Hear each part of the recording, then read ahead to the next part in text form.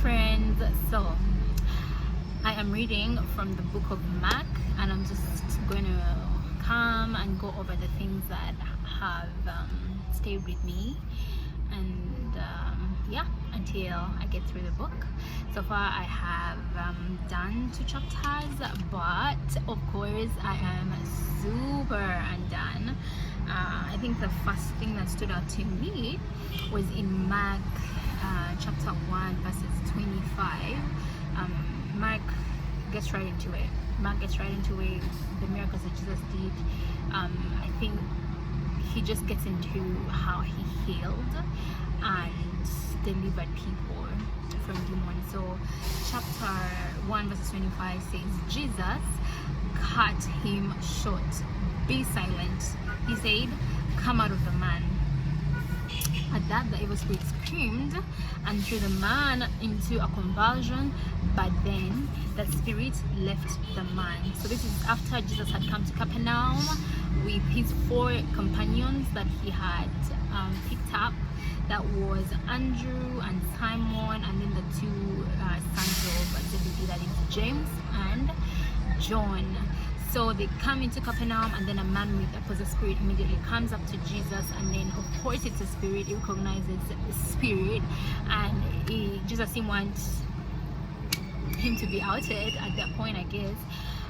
So what he says to the spirit is, shut up. But for me, what I got from that is how Jesus chased out demons is exactly how we should be dealing with spirits as well. You don't have a right to speak spirit of narcissism. You don't have a right to speak spirit of death.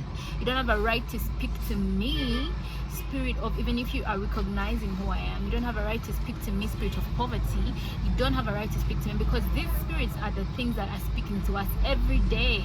The things that the enemy has sent, they are the ones that are speaking to us every single day. I whispering in our ears, they're saying, you cannot get married as soon as you hoped you would be getting married. You cannot be friends. You cannot have a good, amazing relationship with your children. You cannot live a long life. But that is what exactly Jesus promised, that we will have a life of abundance. So what do we do when we are dealing with the spirits? When you're in prayer, when you know, today I've woken up and what I'm doing is I am casting out spirits, you are going to silence them. Just like Jesus did with the spirits that had possessed, with this evil spirit that had possessed the man that was in the synagogue and had began shouting. Now these spirits are shouting at your victory. They are shouting at you. They're saying you cannot. They've just changed how they are shouting, because to them then they were shouting to Jesus, saying, Jesus of Nazareth. They recognize his power. To you, because first of all, you probably do not know your power, they're just shouting and whispering the ugliness that they are all day long. So you have to get up and declare and say to them, shout, shut up, be silent, and come out of my life, come out of my space, come out of my business, come out of my mind, come out of my man, come out of my children, come out of my parents, come out of my brothers, come out of my siblings, come out of this school. We just have to cause the spirits to shut up and stop speaking to the people that we love, and stop speaking to us, and they come out. Okay, so we'll quickly move on to chapter 2, and I think I need